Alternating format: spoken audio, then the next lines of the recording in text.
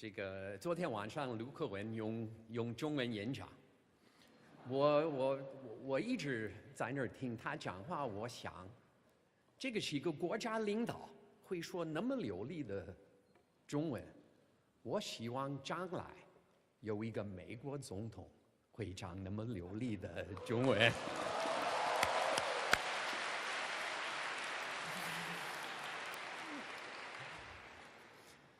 可是我今天不用中文讲话，你知道为什么？是因为我的中文是在这儿开始学。如果我在这儿用中文讲话，我一直会听我的老师说你的发音不对。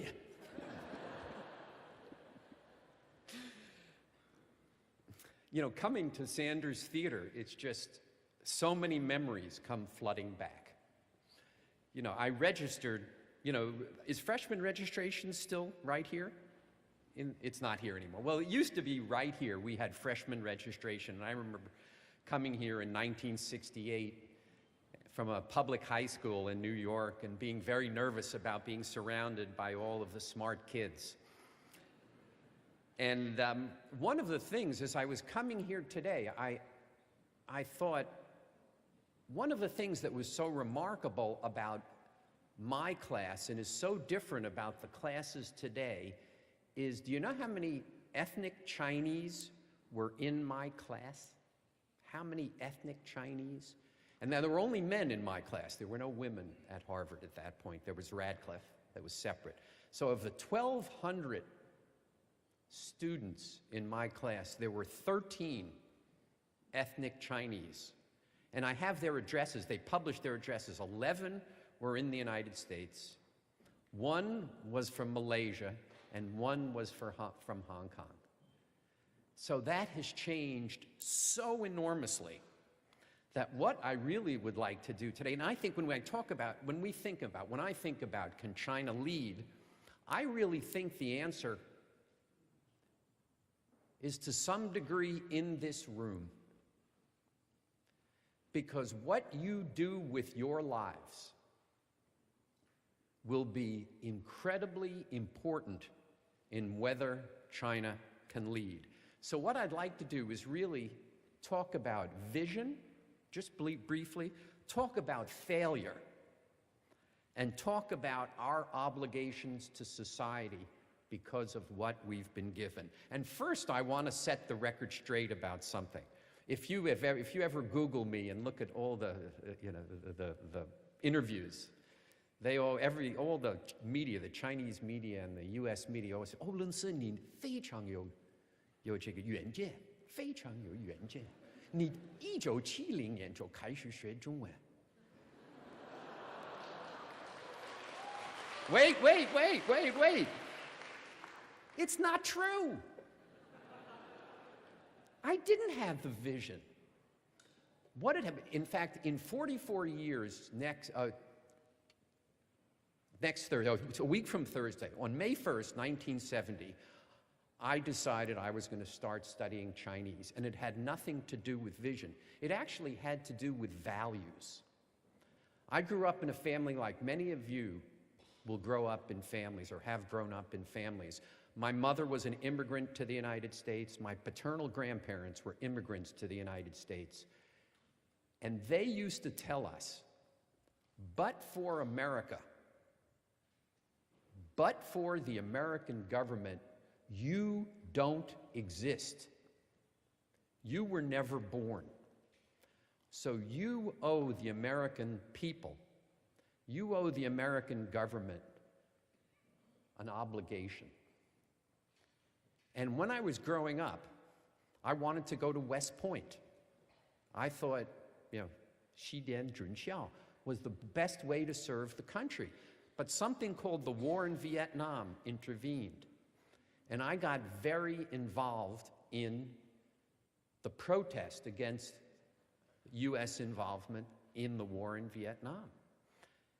And now I know Professor Kirby knows and a few other people know, but on May 1st, on April 30th, 1970, the protest in America erupted because President Nixon decided to invade Cambodia. And Harvard was totally torn apart by that protest. All the windows in Harvard Square were broken. School was in turmoil, and school was canceled. The remainder of the semester was canceled. I was a student, I was a sophomore, and I went to my professor of Vietnamese history, Alex Woodside, and I said to him, I want to understand why good people, 美国政府, do bad things, the war in Vietnam.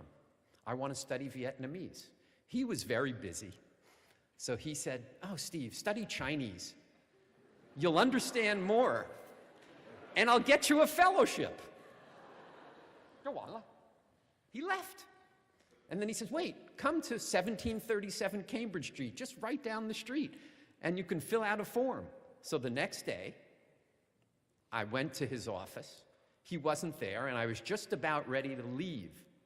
And his secretary saw me and said, are you Steve Orlins? And I said, yes. And she gave me a form, and I filled it out, and it was a form for a National Defense Foreign Language Fellowship, which I then gave to her, and I went home. Now, semester ended 1 month early, so I had a great job when I got home. I was putting groceries in bags at the supermarket.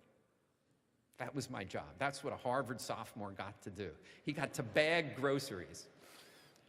So I come home one day, and there's a letter from the Defense Department, and my mother is crying. You know why? Because I'm going to have 我是要当兵啊. So she was very worried, and I opened it, and it's, of course, the fellowship, and I started studying Chinese. But it wasn't about vision. I didn't have a vision of what was going to happen. I was doing the right thing, but it wasn't really about vision. So what I say to you is, don't let the perfect be the enemy of the good. You can't have a vision which is going to show you the next 20 or 30 years. So many of you come in to see me, and you say, I'm not sure. Well, my response is often what the Nike ad is. Just do it.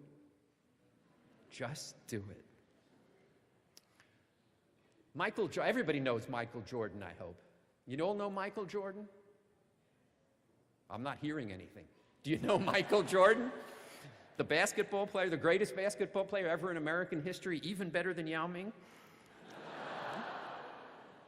He has a quote which I love. He says, I've missed more than 9,000 shots. I've lost almost 300 games. 26 times I've been trusted to take the game-winning shot and missed. I failed over and over again in my life, and that's why I succeed. And I think that's so true. When Eric was reciting all of my accomplishments, I said, that's pretty short, but if you listed my failures, wow, 会很长. I always think back to when I graduated, then I went on to the law school here, and I had a great run for a number. I was in the State Department, and I had the great experience of working on the establishment of diplomatic relations. I was very fortunate to get to run Lehman Brothers Asia. And then I came back to the United States, and I decided, kind of, 我要回老家. I wanted to go back to where I was grown up. And I decided I was going to run for political office. I thought the United States needed a Chinese-speaking congressman. So I left Lehman Brothers, and I ran for Congress. And I just had such a good run for so many years. I thought I could do the impossible. I could win.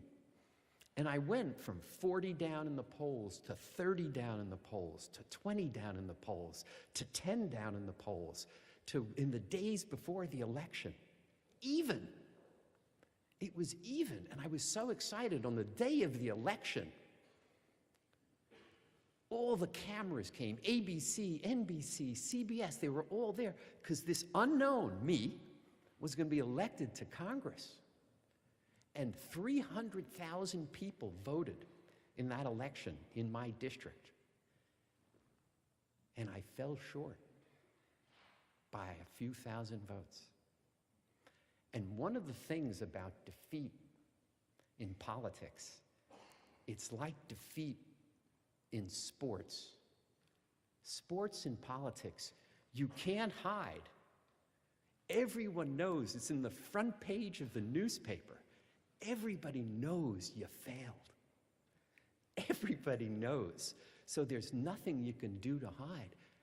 But what happened then? What happened from that day on was I went on to a new career from Lehman. If I hadn't have done that, I wouldn't have left Lehman Brothers. I probably would have still been there when it went bankrupt.